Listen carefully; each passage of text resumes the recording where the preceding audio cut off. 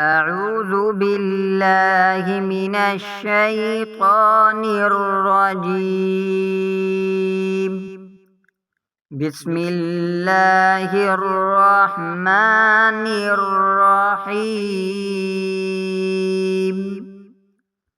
قل أعوذ برب الفلق من شر ما خلق ومن شر غاسق إذا وقب ومن شر النفاثات في العقد ومن شر حاسد إذا حسد.